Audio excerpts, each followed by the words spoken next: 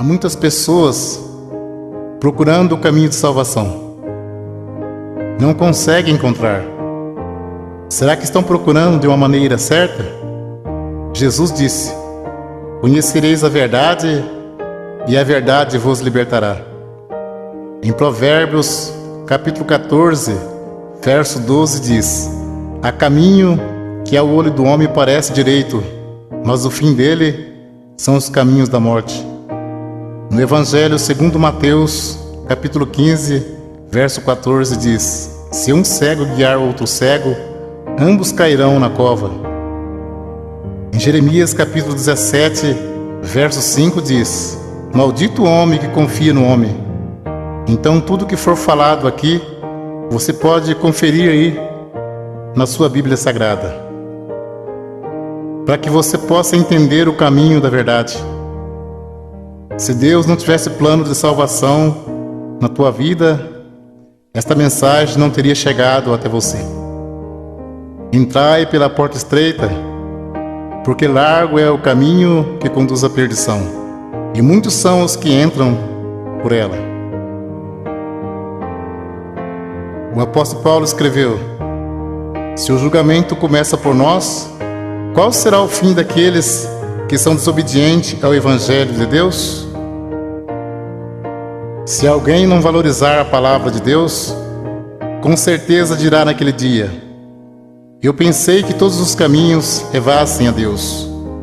O apóstolo Paulo escreveu aos Gálatas, capítulo 1, versos 6, 7, 8 e 9: maravilho-me de que tão depressa passeis daquele que vos chamou a graça de Cristo para outro evangelho, o qual não é outro. Mas há alguns que vos inquietam e querem transtornar o evangelho de Cristo. Mas ainda que nós mesmos, ou um anjo do céu, vos anunciar outro evangelho além do que está escrito, seja anátema. Assim como já vos dissemos, agora de novo vos digo: se alguém vos anunciar outro evangelho além do que já recebeste, seja anátema. Jesus Cristo disse: eu sou o caminho, a verdade e a vida. Ninguém vem ao Pai senão por mim. O Evangelho segundo João, capítulo 10, verso 9 ao 14. Jesus disse: eu sou a porta. Se alguém entrar por mim, salvar-se-á. E entrará e sairá e achará pastagem. O ladrão não vem senão a roubar, a matar e a destruir. Eu vim para que tenha vida, e vida com abundância. Eu sou o bom pastor. O bom pastor dá sua vida pelas ovelhas.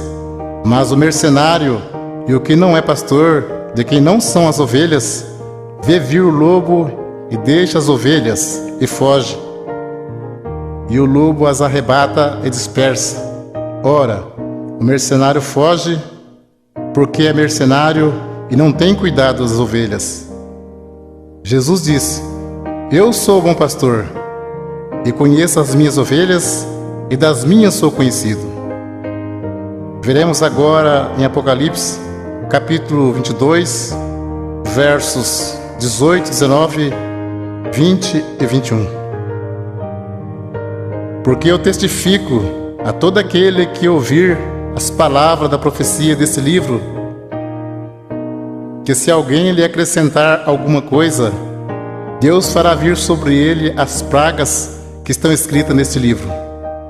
E se alguém tirar quaisquer palavra do livro desta profecia, Deus tirará a sua parte da árvore da vida e da cidade santa que está escrito neste livro.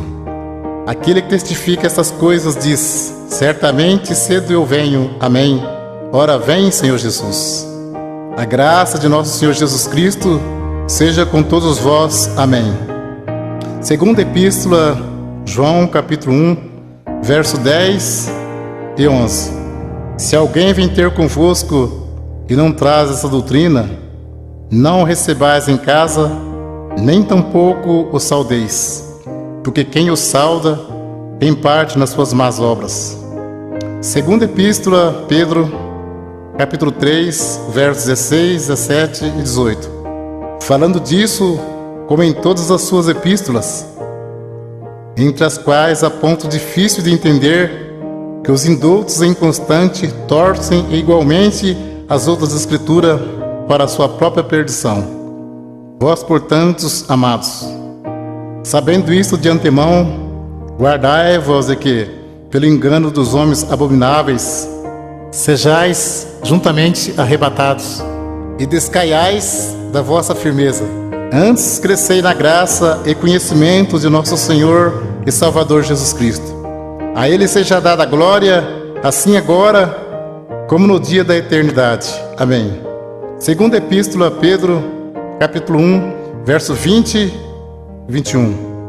Sabendo primeiramente isto, que nenhuma profecia da Escritura é de particular interpretação, porque a profecia nunca foi produzida por vontade de homem algum, mas os homens santos de Deus falaram inspirado pelo Espírito Santo. Se a profecia não é de particular interpretação, então não temos nada que dizer que a doutrina é de Pedro ou de Paulo, mas sim doutrina de Jesus Cristo. Para termos a salvação, precisamos ter compromisso com a palavra de Deus.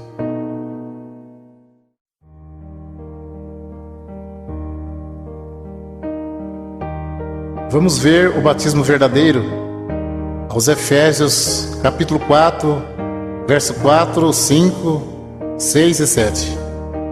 Há um só corpo e um só Espírito, como também foste chamados em uma só esperança da vossa vocação. Um só Senhor, uma só fé, um só batismo, um só Deus e Pai de todos, o qual é sobre todos e para todos e em todos. Mas a graça foi dada a cada um de nós, segundo a medida do dom de Cristo. Batismo tem muitos, mas de acordo com a Bíblia, é só um. Vamos ver qual é o verdadeiro. Segundo Marcos, capítulo 16, verso 15, 16 e 17. Jesus disse: Ide por todo mundo, pregai o evangelho a toda criatura. Quem crer e for batizado será salvo, mas quem não crer será condenado. E estes sinais seguirão aos que crerem em meu nome. Expulsarão os demônios, falarão novas línguas, pegarão nas serpentes, e se beberem alguma coisa mortífera, não lhes fará dano algum. E porão as mãos sobre os enfermos e os curarão. Ora, o Senhor, depois de lhes ter falado, foi recebido no céu e assentou-se à direita de Deus. E eles, tendo partido, pregaram por todas as partes, cooperando com eles o Senhor e confirmando a palavra com sinais que se seguiram. Amém. Evangelho segundo João, capítulo 3, verso 3 ao 7. Jesus respondeu e disse-lhe: na verdade te digo, que aquele que não nascer de novo não pode ver o reino de Deus. Disse-lhe Nicodemos: como pode um homem nascer sendo velho? Porventura pode tornar a entrar no ventre de sua mãe e nascer? Jesus respondeu: na verdade te digo, que aquele que não nascer da água e do Espírito não pode entrar no reino de Deus.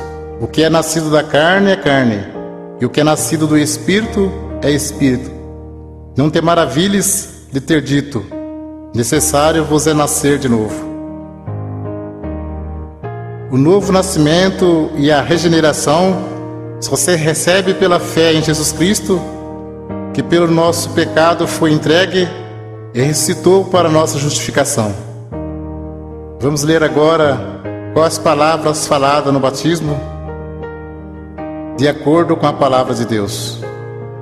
Atos dos Apóstolos, capítulo 2, versos 37, 38 e 39. As primeiras conversões.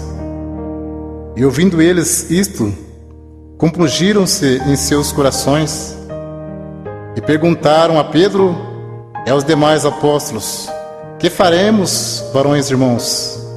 E disse-lhe Pedro: arrependei-vos, e cada um de vós seja batizado em nome de Jesus Cristo para perdão dos pecados, e recebereis o dom do Espírito Santo.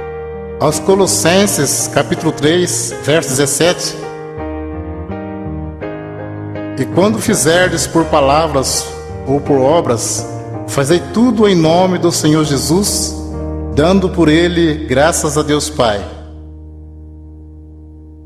Continua o assunto do batismo. Evangelho segundo Mateus, capítulo 28, versos 16, 17, 18, 19 e 20. E os 11 discípulos partiram para a Galiléia, para o monte que Jesus lhe tinha designado. E quando o viram, o adoraram, mas alguns duvidaram. Disse Jesus: portanto, ide, ensinai todas as nações, batizando-as em nome do Pai, do Filho e do Espírito Santo, ensinando a guardar todas as coisas que eu vos tenho mandado. E eis que estou convosco todos os dias, até a consumação dos séculos. Amém.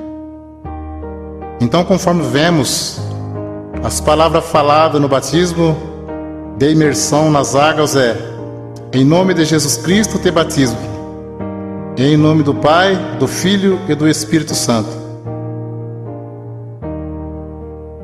Como se sauda o povo de Deus quando se encontra ou se despede? Aos Colossenses, capítulo 3, verso 15: e a paz de Deus, para a qual também foste chamados em um corpo, domine em vossos corações e sede agradecidos.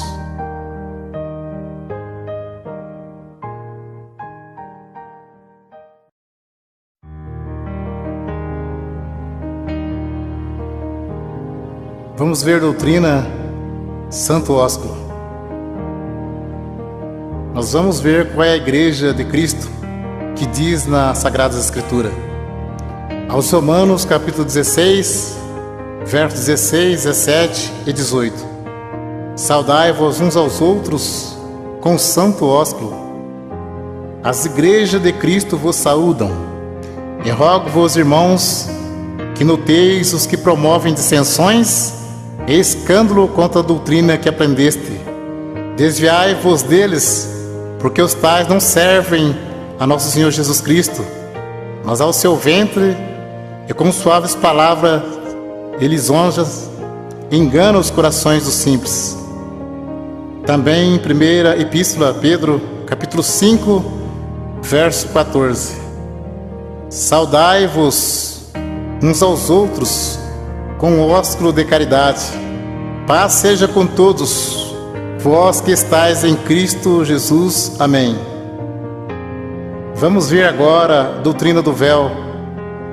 1 aos Coríntios, capítulo 11: e louvo-vos, irmãos, porque em tudo vos lembrais de mim, e retende os preceitos como vou-lo entreguei. Mas quero que saibas que Cristo é a cabeça de todo varão, e o varão a cabeça da mulher, e Deus a cabeça de Cristo.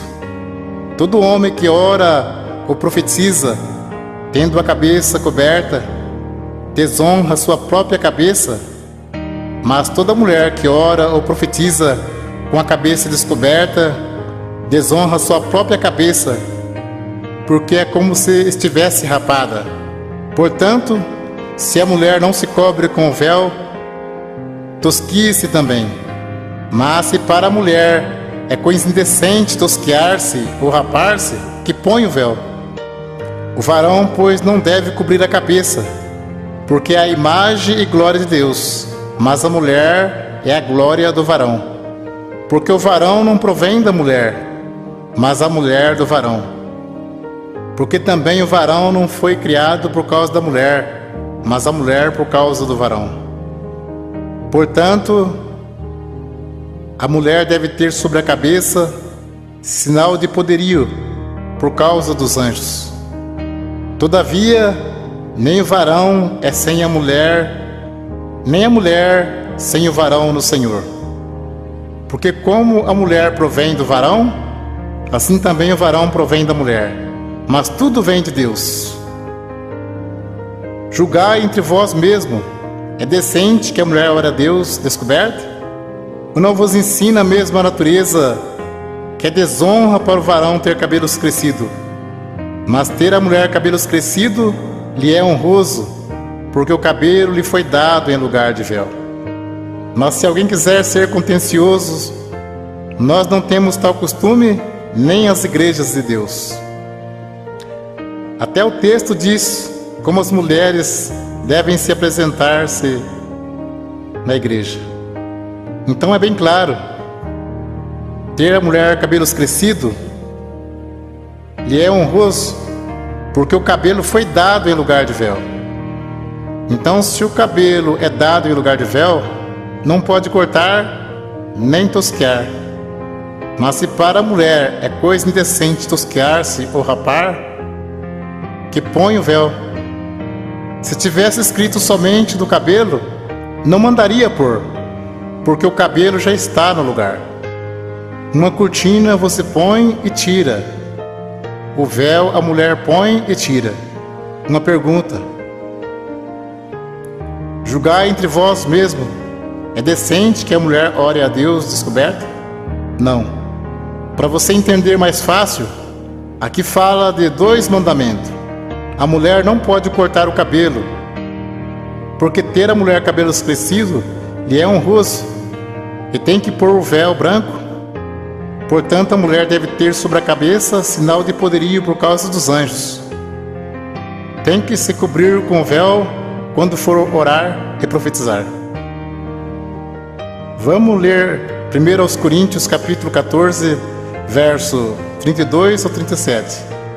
Fala sobre necessidade de ordem no culto, porque os espíritos dos profetas estão sujeitos aos profetas, porque Deus não é Deus de confusão, senão de paz.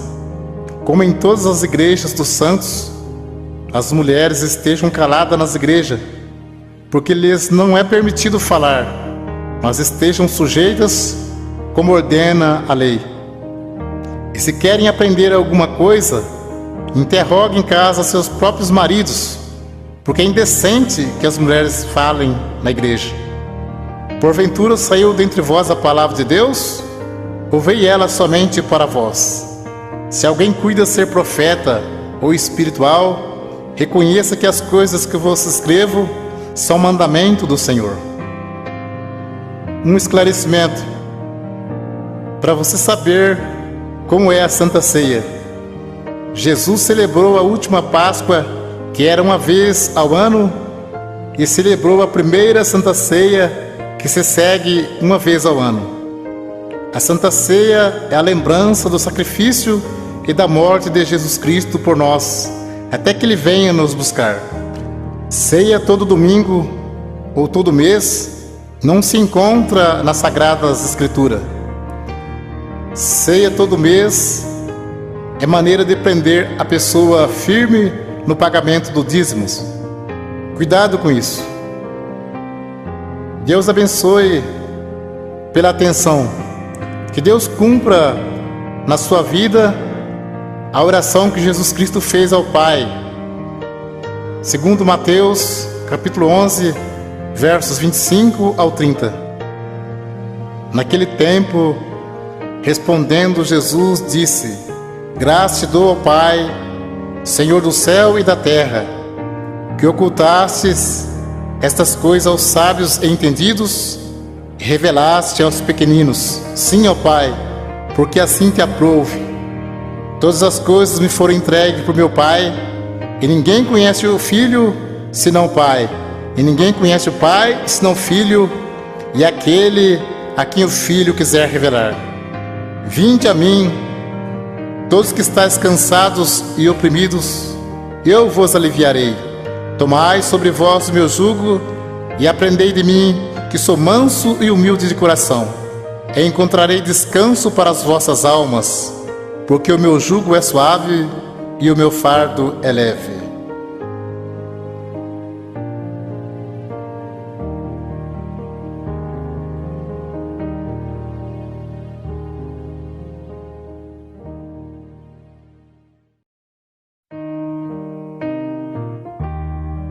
O assunto agora é sobre dízimos. Velho Testamento, Malaquias, capítulo 3, versos 8 e 10.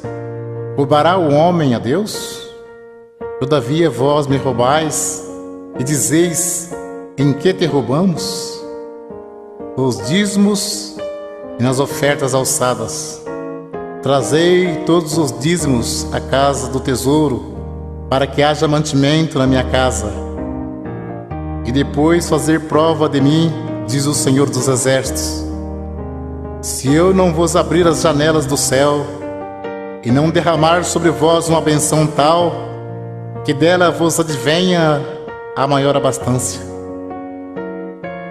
Alguém levava um animal perfeito e o sacerdote negociava o animal perfeito e sacrificava um animal imperfeito no lugar. Nisso que eles estavam roubando a Deus. Digo sempre, Deus não usa dinheiro. Coleta é para o próprio bem do povo de Deus. Se Deus não abrisse as janelas do céu e não mandasse chuva, a terra não produzia alimento. As tribos de Israel receberam herança, menos a tribo sacerdotal, que era a tribo dos levitas. Eles não receberam herança, então eles recebiam parte do dízimos para se manter. Por isso que dizia, trazer os dízimos para que haja mantimento na casa do tesouro. Não se tratava de dinheiro, mas de mantimento. Não há mais casa do tesouro. Jesus disse, minha casa é chamada por todas as nações casa de oração. Evangelho segundo Mateus, capítulo 10, versos 5 ao 10. Jesus enviou esses 12, ele ordenou dizendo, não ireis pelo caminho das gentes, nem entreis em cidade de samaritanos, mas ide diante as ovelhas perdidas da casa de Israel. E indo pregai, dizendo, é chegado o reino dos céus. Curai os enfermos, limpai os leprosos, ressuscitai os mortos, expulsai os demônios. De graça recebestes, de graça dai. Não possuai ouro, nem prata, nem cobre em vossos cintos, porque digno é o operário do seu salário. Nem alforje para o caminho, nem duas túnicas, nem alparcas, nem bordão, porque digno é o operário do seu alimento. Podemos cumprir com alegria a missão de anunciar o Evangelho da graça. Jesus já pagou a nossa salvação com o precioso sangue que ele derramou no duro madeiro da cruz. E enviando o apóstolo disse, de graça recebeste, de graça dai. Não precisa explorar ninguém. A parte material, Deus tudo provê na nossa vida. Jesus Cristo, sendo Filho de Deus, não poderia vir desfazendo a lei de Deus. Tanto é que ele foi circuncidado ao 8º dia, segundo o uso da lei. Foi levado ao templo para ser consagrado, segundo o uso da lei. E cumpriu celebrando a última Páscoa.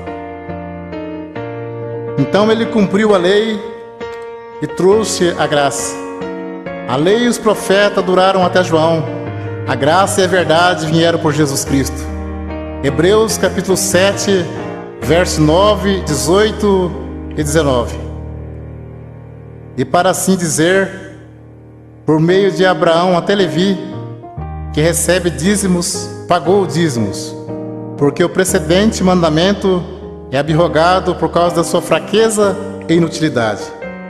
Pois a lei nenhuma coisa aperfeiçoou, e desta sorte é introduzida uma melhor esperança, pelo qual chegamos a Deus. Hebreus capítulo 7, versos 12, 13 e 14. Porque mudando-se o sacerdócio, necessariamente se faz também mudança da lei. Porque aquele de quem essas coisas se dizem, pertence a outra tribo, da qual ninguém serviu ao altar, visto ser manifesto que nosso Senhor procedeu de Judá, e concernente a esta tribo, nunca Moisés falou de sacerdócio, porque dele assim se testifica: tu és sacerdote eterno, segundo a ordem de Melquisedeque. Jesus procedeu da tribo de Judá, e não da tribo de Levi, que era a tribo dos sacerdotes. Então, se muitos espertalhões pregam que tem que pagar dízimo hoje, por que eles não se preocupam em cumprir mais algum mandamento da lei? Porque o assunto deles é só dinheiro. Procura enganar, sendo que dízimos era para que houvesse mantimento na casa do tesouro. Muitos querem tirar proveito para ganhar dinheiro, dizendo: digno é o obreiro do seu salário. Mas isto é mesmo que dizer: digno é o obreiro do seu alimento. O apóstolo Paulo disse em Atos capítulo 20, versos 33 ao 36: de ninguém cobicei a prata, nem o ouro, nem o vestido. Vós mesmos sabeis que para o que me era necessário a mim e aos que estão comigo, essas mãos me serviram. Tenho-vos mostrado em tudo que, trabalhando assim, é necessário auxiliar os enfermos e recordar as palavras do Senhor Jesus, que disse: mais bem-aventurado coisa é dar do que receber. E havendo dito isto, pôs-se de joelhos e orou com todos eles. Mas o assunto viver do Evangelho era alimento, e não receber dízimos. Para você entender mais fácil, os apóstolos poderiam viajar em missão e ficar na casa de alguém não crente e ali se alimentar por alguns dias. E como Deus estava chamando também pessoas pobres, em vez dos apóstolos pedir dinheiro aos novos convertidos, eles os ajudavam. Vamos ler aos Romanos capítulo 15, versos 26 e 27. Porque pareceu bem a Macedônia e a Caia fazerem uma coleta para os pobres dentre os santos que estão em Jerusalém. Isso lhe pareceu bem, como devedores que são para com eles, porque se os gentios foram participantes dos bens espirituais, devem também ministrar os temporais. Confira esse assunto com atenção. Paulo disse em 1 Coríntios, capítulo 9, verso 12 ao 14 e 15 ao 18. Se outros participam deste poder sobre vós, por que não mais justamente nós? Mas nós não usamos desse direito, antes suportamos tudo para não pormos impedimento algum ao Evangelho de Cristo.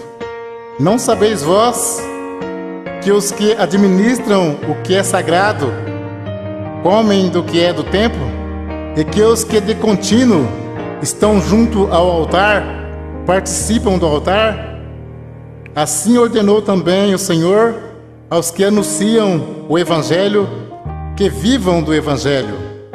Mas eu de nenhuma destas coisas usei, e não escrevi isso para que assim se faça comigo, porque melhor me fora morrer do que alguém fazer vã esta minha glória.